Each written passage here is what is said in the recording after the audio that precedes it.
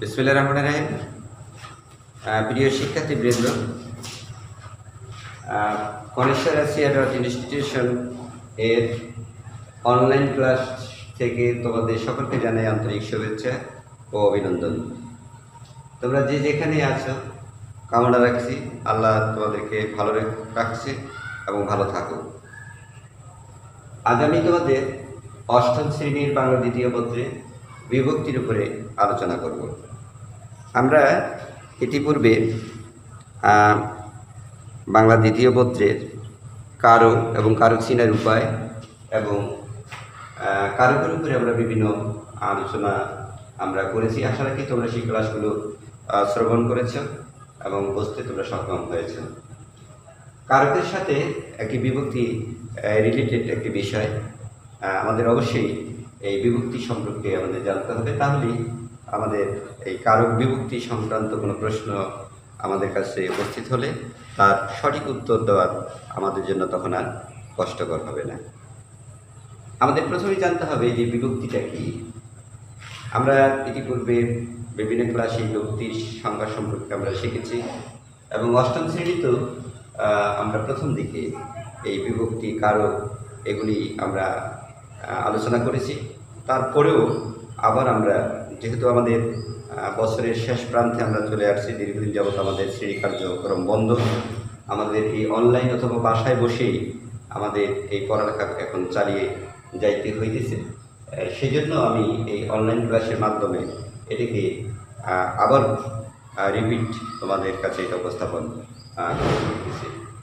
এই বিভক্তিটা হচ্ছে যে এটা এমন একটি বিষয়, অর্থহীন বর্ণ বা বর্ণ সমষ্টি একটা মূল শব্দের সাথে যদি যুক্ত হয়, যে সমস্ত মূল শব্দের সাথে অর্থহীন বর্ণ বা বর্ণ সমষ্টি যুক্ত হবে, ওই অর্থহীন বর্ণ বা বর্ণ সমষ্টি হচ্ছে বিভক্তি। তাহলে বিভক্তি সংজ্ঞাটা দাঁড়ালো কি, যে অর্থহীন বর্ণ বা বর্ণ সমষ্টি কোনো মূল শব্দের সাথে যদি যুক্ত হয় তাহলেই আমরা বুঝতে পারবো যে এটার নাম হচ্ছে বিভক্তি। আমি আবারও বলি যে বিভক্তি বলতে আমরা কি বুঝি, কোনো মূল শব্দের সাথে, আমি আবারও বলছি, কোনো মূল শব্দের সাথে অর্থহীন বর্ণ বা বর্ণ সমষ্টি যুক্ত হওয়াকে বলা হয় বিভক্তি। আমি সরাসরি আমরা চলে যাই, কারণ যেহেতু আমরা অষ্টম শ্রেণীতে পড়ি, আমরা যখন নবম শ্রেণীতে পড়ব অথবা দশম শ্রেণীর শিক্ষার্থী যখন হব, তখন বিভক্তিটাকে আমরা অন্যভাবে আমরা এটাকে আলোকপাত করব। কারণ এই বিভক্তির আলোচনা শ্রেণী উপযোগী এটাকে উপস্থাপন করতে হয়। দশম শ্রেণীর অষ্টম শ্রেণীর শিক্ষার্থী বিদায় আমি এটাকে ডিপলি না দিয়ে সাধারণভাবে অষ্টম শ্রেণীর শিক্ষার্থীদের জন্য যতটুকু জানা প্রয়োজন আমি সেই আঙ্গিকেই আমি আলোচনা করব। আমরা বিভক্তি দুই প্রকার আপাতত না বলে আমরা সরাসরি এটাকে 7 প্রকারে এখনই বলে ফেলি। কারণ এটার যখন আমি নবম শ্রেণীতে উঠবো এবং দশম শ্রেণীতে উঠবো, তখন আমাকে বলতে হবে যে বিভক্তি দুই প্রকার, একটি নাম বিভক্তি আর একটা ক্রিয়া বিভক্তি। এরপরে আমাদের চলে আসবে 7 প্রকার কোন জায়গা থেকে চলে আসবে। তো আমি ওই দ্বিধা বিভক্তির মধ্যে না দিয়ে আমি সরাসরি আমাদেরকে আজকে বলবো যে আমরা অষ্টম শ্রেণীর শিক্ষার্থী যারা, আমরা বলবো বিভক্তি প্রধানত 7 প্রকার। আমরা এখন আর 2 প্রকারে যাইনি।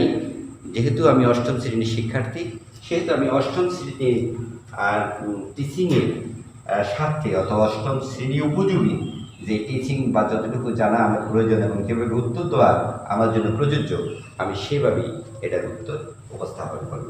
তাহলে বিভক্তি হচ্ছে কত প্রকার? বিভক্তি হচ্ছে 7 প্রকার। কত প্রকার? 7 প্রকার। প্রথমটা হচ্ছে প্রথমা বিভক্তি। প্রথমা। এখন এই প্রথমা বিভক্তিটা কি? যে প্রথমা বিভক্তি হচ্ছে এমন একটি বিভক্তি যে বিভক্তিটা শুধুমাত্র অনুভব করা যায়, অনুমান করা যায়, কিন্তু দেখা যায় না অথবা লেখা যায় না, অথবা লেখা গেলেও সেটা মুখে উচ্চারিত হয়, কিন্তু একটি শব্দের সাথে সেটা অনুমান করে ধরে নেওয়া হয় যে এখানে একটি বর্ণ আছে, কিন্তু সে বর্ণটা দেখা যায় না। যেমন এক্সাম্পল স্বরূপ আমরা বলতে পারি অ নামক একটি বর্ণ। এই যে অ নামক একটি বর্ণ, এটা দেখা যায় না।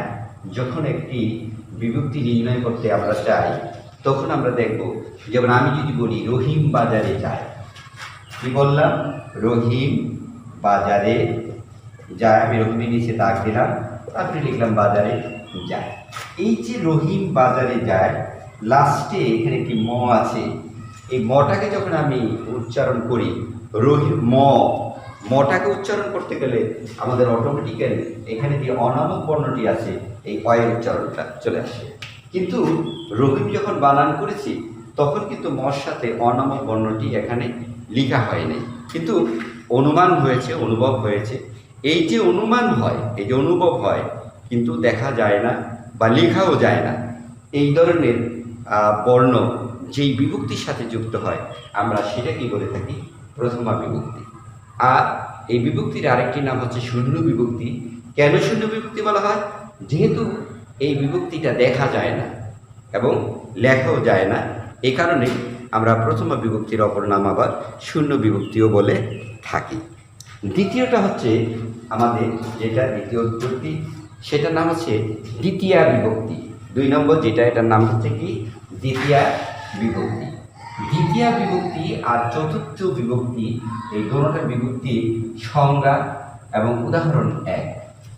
দ্বিতীয়া এবং চতুর্থী, এটা হচ্ছে যে বিভক্তির সাথে যে সকল শব্দের সাথে, যে সকল মূল শব্দের সাথে কয়কারের কে অথবা রেপ্রয়কারের রে, এই দুইটি বর্ণের যে কোনো একটা বর্ণ যদি যুক্ত হয়, তাহলেই আমরা বুঝব যে এটা দ্বিতীয়া অথবা চতুর্থ বিভক্তি। আমি বিভক্তির বেলা আমি যদি চতুর্থ বিভক্তিও বলি হবে, আমি দ্বিতীয় বিভক্তি বললেও হবে, যেহেতু দুটি উদাহরণ একই ধরনের, সেহেতু আমরা দ্বিতীয়া অথবা চতুর্থ বিভক্তি আমরা বলব। আমরা তৃতীয় বিভক্তিতে চলে যাই। তৃতীয় বিভক্তিটা হচ্ছে তৃতীয়টা হচ্ছে কি? আমাদের যেটা দ্বারা দিয়া কর্তৃক বোঝানো হয়। দ্বারা দিয়া কর্তৃক কোনো মূল শব্দের সাথে, কোনো মূল পদের সাথে যদি কখনো দেখা যায় দ্বারা যুক্ত হয়েছে, দিয়া যুক্ত হয়েছে অথবা কর্তৃক যুক্ত হয়েছে, এই দ্বারা দিয়া কর্তৃক যুক্ত যে সমস্ত শব্দগুলো আমাদের কাছে উপস্থিত হবে, ওই শব্দগুলোকেই আমরা বিভক্তির দিক থেকে আমরা তৃতীয়া বিভক্তি আমরা বলব। চতুর্থ বিভক্তি, তৃতীয় বিভক্তির সাথে আমরা আলোচনা করেছি। পঞ্চমী বিভক্তি হচ্ছে হইতে থেকে চে। হইতে থেকে চে পঞ্চমী বিভক্তিটা হচ্ছে কি? হইতে থেকে চে। হতে হতে পারে, চেয়ে হতে পারে, থেকে হতে পারে। আবার আমরা সাধু ভাষায় বললে আমরা হইতে থেকে চেয়ে আমরা এভাবেও বলতে পারি। এখন এই যে হইতে থেকে চেয়ে, এই শব্দগুলো কোনো মূল শব্দের সাথে যখনই আমরা দেখব অথবা যুক্ত করব, আমরা বুঝতে পারব যে এগুলি হচ্ছে পঞ্চমী বিভক্তি। ষষ্ঠী বিভক্তি হচ্ছে রয়ে। আমাদের 6 নম্বর যে বিভক্তি, সেটার নাম হলো ষষ্ঠী বিভক্তি। এটা কি? র, আর এটা হচ্ছে এ। এই রয়ে, এই দুইটি শব্দ যদি কখনো কোনো মূল শব্দের সাথে যদি যুক্ত হয়, কোনো মূল শব্দের সাথে যদি রেপ্র অথবা এ যদি যুক্ত হয়, তাহলেই আমরা ধরে নেব এটা ষষ্ঠী বিভক্তি। যেমন আমরা অনেক সময় বলে থাকি আমার হাত খালি। এখানে আমার বললাম, এখানে আমারটা কিভাবে হলো? আমি থেকে আমার সাথে যুক্ত হয়েছে ষষ্ঠী বিভক্তি রেপ্র, অর্থাৎ হয়েছে আমার। অতএব এই যে রেপ্রটা যুক্ত হয়ে আমার হলো, এটি হয়েছে আমাদের ষষ্ঠী বিভক্তি। এছাড়া এরও যদি কোনো মূল শব্দের সাথে যুক্ত হয়, তাহলে আমরা বলবো এটা আমাদের ষষ্ঠী বিভক্তি। সপ্তমী বিভক্তিটা হচ্ছে, এটা হচ্ছে এমন একটি বিভক্তি, সে যেই বিভক্তিটার কোনো মূল শব্দের সাথে, যেমন আমাদের এ, তারপরে অন্তস্থ অথবা তয়কারের, এই 3টি বর্ণের যে কোনো একটা বর্ণ যদি কোনো মূল শব্দের সাথে যদি যুক্ত হয়, তাহলেই আমরা বলব যে এগুলি হচ্ছে প্রথমা সপ্তমী বিভক্তি। সপ্তমী বিভক্তির অপর নাম হলো প্রথমা বিভক্তি। ভুল বলছি, প্রথম এ বিভক্তি। আমাদের সপ্তমী বিভক্তির অপর নাম কি? এ বিভক্তি। আর প্রথমা বিভক্তির আরেকটি নাম আছে, সেটার নাম হচ্ছে শূন্য বিভক্তি। তাহলে আমরা বিভক্তি কি, বিভক্তি কত প্রকার এবং বিভক্তি কিভাবে আমরা চিনব, এটার উপরে আমরা এতক্ষণ আলোচনা করলাম। আমি তোমাদের বোঝার সুবিধার জন্য আমি আবারও রিপিট করছি যে বিভক্তিটা হচ্ছে যে কোনো মূল শব্দের সাথে অর্থহীন বর্ণ বা বর্ণ সমষ্টি যুক্ত হওয়াকে আমরা বিভক্তি বলে থাকি। তারপরে বিভক্তি শ্রেণীবিভাগ করছি আমরা। বিভক্তি প্রধানত 7 প্রকার: প্রথমা, দ্বিতীয়া, তৃতীয়া, চতুর্থী, পঞ্চমী, ষষ্ঠী এবং সপ্তমী। প্রথমা বিভক্তির অপর নাম শূন্য বিভক্তি এবং এই বিভক্তিটা হচ্ছে অনামক একটি বর্ণ। এই বর্ণটি দেখা যায় না, শুধুমাত্র অনুমান করা হয় বা অনুভব করা হয়। এই কারণে এটাকে আমরা শূন্য বিভক্তিও বলতে পারি। দ্বিতীয় এবং চতুর্থী বিভক্তি হচ্ছে কয়েকারিকে এবং রেফরেকারিকে। এই দুইটি বর্ণের যে কোনো একটি বর্ণ যখন কোনো শব্দের সাথে যুক্ত হবে, আমরা ওই শব্দটাকে একটি পদ কারক নির্ণয় করব, পাশাপাশি আমরা বিভক্তিতে ওইটাকে দ্বিতীয় অথবা তৃতীয় বিভক্তিতে নির্ণয় করব। আমরা তৃতীয় বিভক্তি হচ্ছে দ্বারা, দিয়া, কর্তৃক, এই তিনটা যে কোনো একটা যদি কোনো মূল শব্দের সাথে যদি আমাদের যুক্ত হয়, তাহলে আমরা বুঝবো এগুলি তৃতীয় বিভক্তি। পঞ্চমী বিভক্তি হলো হইতে, থেকে, চেয়ে, এর যে কোনো একটা কোনো মূল শব্দের সাথে যুক্ত হলে আমরা সেটাকে কারকের সংজ্ঞা অনুযায়ী, কারক চিনার উপায় অনুযায়ী সেটাকে একটি কারকে রূপান্তর করব, পাশাপাশি আমরা বিভক্তিতে বলবো এটা পঞ্চমী বিভক্তি। ষষ্ঠী বিভক্তিতে আমরা বলবো রেপ্র এবং এর, এই দুইটি বর্ণের যে কোনো একটা বর্ণ কোনো শব্দের সাথে যখন যুক্ত হবে, শব্দটাকে অবশ্যই কারকের নিয়ম অনুযায়ী আমরা ওটাকে একটি কারকে রূপান্তর করব এবং আমাদের বিভক্তির নিয়ম অনুযায়ী আমরা ওটাকে ষষ্ঠী বিভক্তিতে আমরা রূপান্তরিত করব। তারপর হচ্ছে সপ্তমী বিভক্তি। সেই সপ্তমী বিভক্তি হলো এ, তারপরে অন্তস্থ, তো একাত্তে, এই তিনটার যে কোনো একটা কোনো মূল শব্দের সাথে যদি যুক্ত হয়, তাহলে আমরা বুঝতে পারবো যে এগুলি সপ্তমী বিভক্তি। অতএব সপ্তমী বিভক্তির অপর নাম হলো এই বিভক্তি। এই হলো আমাদের আজ তোমাদের বাংলা দ্বিতীয় পত্রের বিভক্তির উপরে আলোচনা। আমি আশা করব যে এখনই তোমরা তোমাদের যে ব্যাকরণ বইটি আছে সেই ব্যাকরণ বইটি সাথে নিয়ে এই কারক বিভক্তির চ্যাপ্টারটি খুলবে এবং বিভক্তি অধ্যায়টাকে ভালো করে বইয়ের পাতায় তোমরা পড়বে। এবং এখন পর্যন্ত আমার এই ক্লাসটা যারা শ্রবণ করলে, এই শ্রবণ করতে যাইয়া অথবা বই খুলে এই চ্যাপ্টারটি পড়তে যাইয়া যদি কোথাও কোনো সমস্যা তোমাদের মনে হয়, অবশ্যই তোমরা আমার সাথে যোগাযোগ করবে। যোগাযোগ করে যে কোনো প্রশ্ন আমার কাছে উপস্থাপন করলে আমি চেষ্টা করব যে তোমাদের ওই সমস্ত প্রশ্নের সমাধান তোমাদের কাছে উপস্থাপন করতে। প্রিয় শিক্ষার্থীবৃন্দ, আমি আবারও বলব যে দীর্ঘদিন যাবৎ আমাদের এই মহামারীর জন্য আমাদের বিদ্যালয় বন্ধ। তোমরা যেহেতু অষ্টম শ্রেণীর শিক্ষার্থী, তোমাদের সময় অনেক সংকীর্ণ। তোমাদের ধরে রাখতে হবে স্কুল যে কোনো সময় খুলবে এবং নভেম্বর মাসে তোমাদের জেএসসি পরীক্ষা আরম্ভ হবে। আমাদের বিভিন্ন ইলেকট্রনিক্স মিডিয়া, বিভিন্ন ফেসবুক, বিভিন্ন অনলাইনের মাধ্যমে আমরা হয়তো বিভিন্ন সময় বিভিন্ন ধরনের মন্তব্য, বিভিন্ন মেসেজ আমরা ইতিপূর্বে শুনতে পাই বা দেখতে পাই, কিন্তু ওটার উপরে আমাদের নির্ভর হয়ে আমাদের থাকলে চলবে না।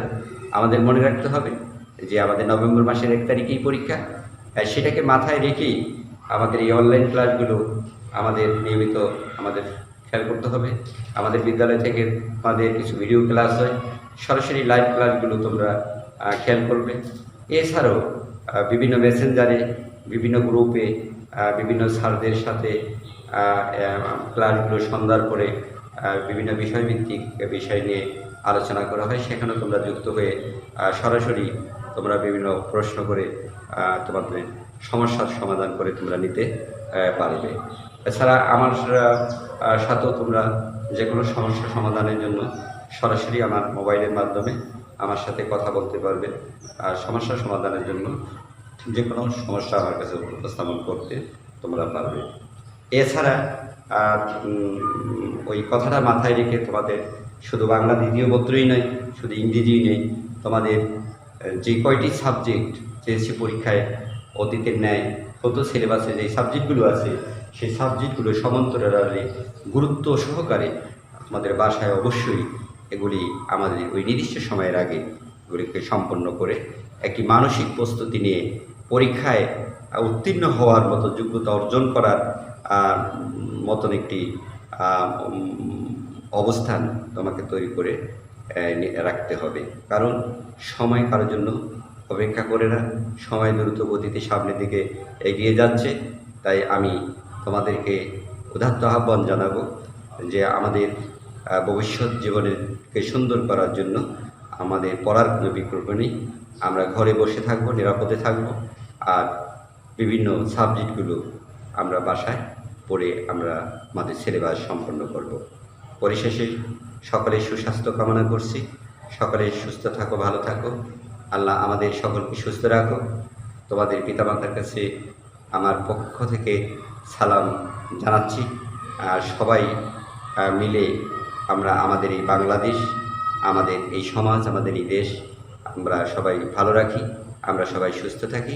পাশাপাশি গণপ্রজাতন্ত্রী বাংলাদেশ সরকারের শিক্ষা মন্ত্রণালয় সহ বিভিন্ন মন্ত্রণালয়ের যারা ঊর্ধ্বতন কর্মকর্তা কর্মচারীবৃন্দ রয়েছেন, যারা স্বাস্থ্যকর্মী রয়েছেন, স্বাস্থ্য বিভাগের বিভিন্ন লোক আমাদের এই স্বাস্থ্য নিয়ে অক্লান্ত পরিশ্রম করে আমাদের যারা রোগে আক্রান্ত তাদেরকে চিকিৎসা করে যাচ্ছেন, তাদেরকে ধন্যবাদ জানিয়ে বিশেষ করে আমাদের বাংলাদেশ সরকারের বিভিন্ন একেবারে বাংলাদেশ সচিবালয় থেকে শুরু করে একেবারে নিম্ন স্তর পর্যন্ত অর্থাৎ উপজেলা স্তর পর্যন্ত বিভিন্ন প্রশাসনের কর্মকর্তা কর্মচারী বৃন্দদেরকে ধন্যবাদ জানিয়ে পরিশেষে আমাদের প্রতিষ্ঠানের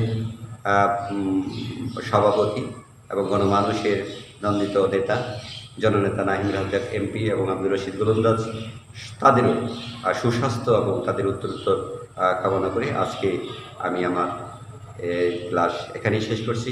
সবাই ভালো থাকো। আল্লাহ।